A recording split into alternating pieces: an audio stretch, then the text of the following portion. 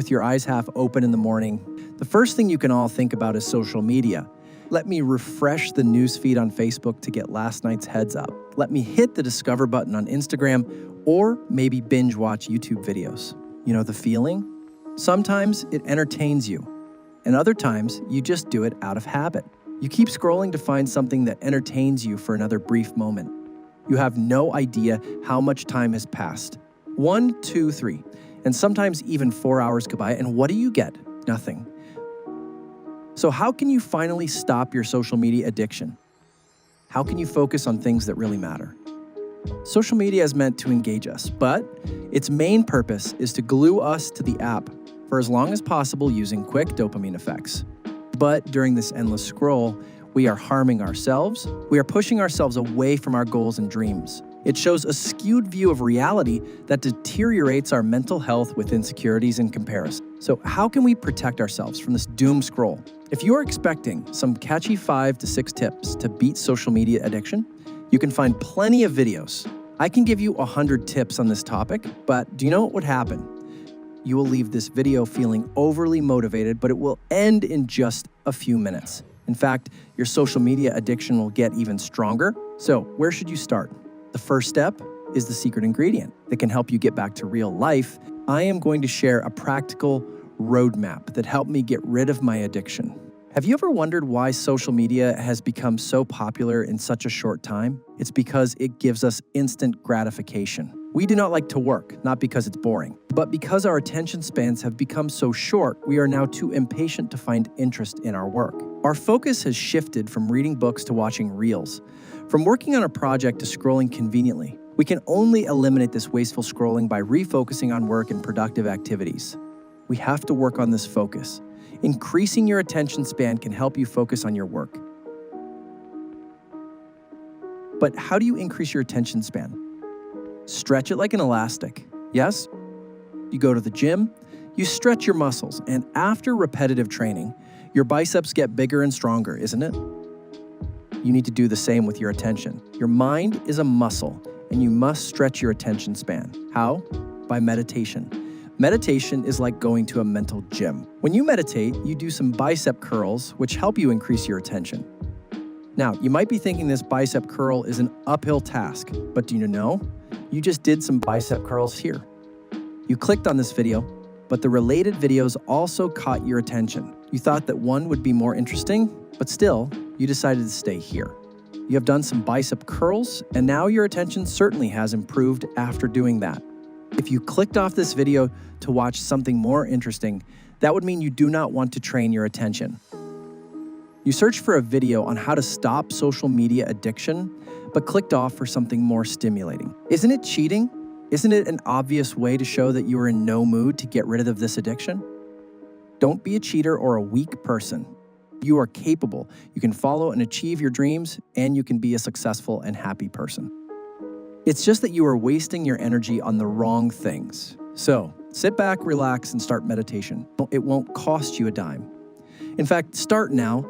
From the very next moment, pause this video and just breathe for the next 30 seconds. Great, you did it? Are you feeling a little bit better? I bet you are. This is meditation.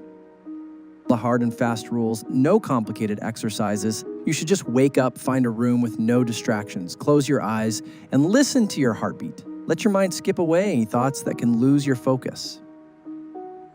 In the back of your mind, someone will say, it's weird, it's useless, and you are wasting your time. You might start thinking about the memes your friends shared with you last night and want to laugh. You might think about posting your picture while doing meditation, but you have to drain all those thoughts. Laughing at memes is not wrong. Posting your yoga pose is not a bad idea. But the thing is, your goal right now is to weaken your social media addiction, not strengthen it. When I was young, I thought yoga was just a monk thing. But when I was in college and found it hard to focus on my studies, someone suggested yoga to me. From that day until now, meditation has been a part of my life. Whether I need attention for my business growth, project success, or personal life, meditation has helped me regain my focus. It was also hard for me initially. I started with 3 minutes daily. It was too difficult for me to be consistent. even if it was just 3 minutes. So I used music. I had a music playlist for each day of the week. Once I became better at it, I increased from 3 minutes to 6 minutes, then 10, and now 25. I just sit in my room without stimulation, no music, and nothing except focusing on my breath. Remarkably, the simple habit has had a profound impact on my ability to concentrate. Previously, I struggled to focus on tasks, but now I find myself able to sit down and work with clarity and purpose. So I encourage you to start meditating, overcome the doubts and preconceived ideas that may hold you back. Okay, well, we have now learned how meditation can help you achieve your focus. But I understand that the dopamine effect that social media offers is extremely strong. Just like we feel hungry because our mind has already associated food with pleasure, this dopamine associates social media with pleasure as well. So just like drugs, treatments for social media addiction have proven to be slow, consistent, and strategic. Besides meditation, I tried a few more experiments to determine what would be most effective in helping me get out of the rabbit hole. The first one I tried was completely removing all social media apps from my phone: Facebook, Instagram, Twitter, YouTube, and LinkedIn for a month. Before starting, I had a bunch of excuses like, but I use Facebook for work, swirling around in my head, showing just how hooked I was on these apps. But I went for it anyway. First, I logged out of all my accounts and deleted their apps from my phone. Then, to ensure I didn't cheat, I used a tool to block those sites on both my phone and computer. Surprisingly, it was easier than I thought. There was this sense of relief in going offline and making the decision once and for all. So, what I learned from this experiment. First off, my Facebook was connected to other apps, and I had to log into Facebook again to use those apps. So from now on, I'm sticking to email logins, which also happen to be more secure. On the upside, my reading game went through the roof in just a month. I plowed through more books than I had in the 6 months before combined. It also turns out that my mobile was a major culprit. When I was using my laptop, I used to work most of the time. Most importantly, I realized my social media cravings would shoot up at certain times of the day. Most of my bad habits were tied to late-night exhaustion, early morning zombie mode, and the irresistible urge to scroll when I was feeling drained. I also noticed I tended to want a break around mid-morning around 11, and in the afternoon around 3 or 4 p.m. But the absolute worst was late in the evening after dinner when my brain was fried.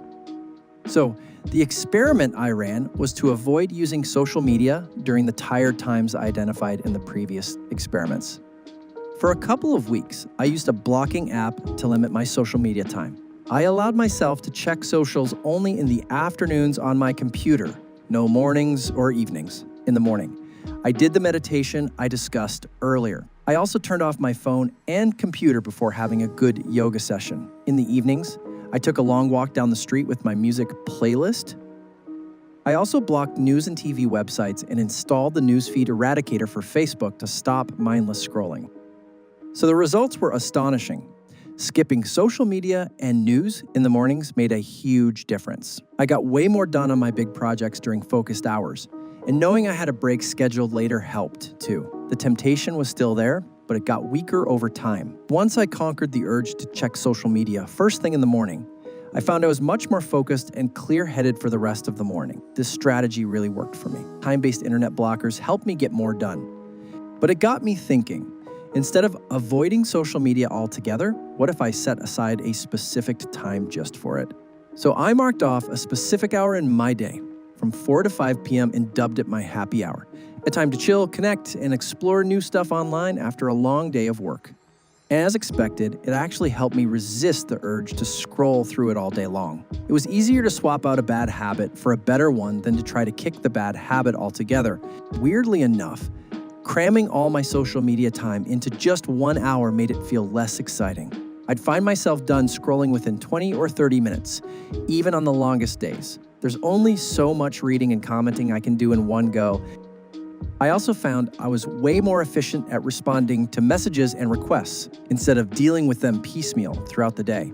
I'd buckle down during my social hour, open up a bunch of browser tabs for each important thing, and knock them out all at once. These experiments made me realize that what really drives my cravings for the social internet are the desire for strong friendships, the need for fresh ideas and information, and just wanting to unwind after a tough day. But won't these needs be totally met with other things? Of course, by meditation, reading, spending time with loved ones, etc. So why use social media only? So start with meditation first of all. If you have not started yet, even if you are not a social media addict, even if you are not a victim of doom scroll, meditation is a must-have for a sound, healthy, and happy life, and to break free from this interconnected world that's consuming us both physically and mentally. Plus, I try to follow the experiments I perform for my addiction. If you already know your tired times and weak points, just find alternatives for them, if possible. Set a happy hour where you can satisfy all your social media cravings. You stayed until the end of this video, which shows that you are determined to get rid of this social media addiction. If your mind was wandering elsewhere while listening to me, don't worry. You can regain your focus.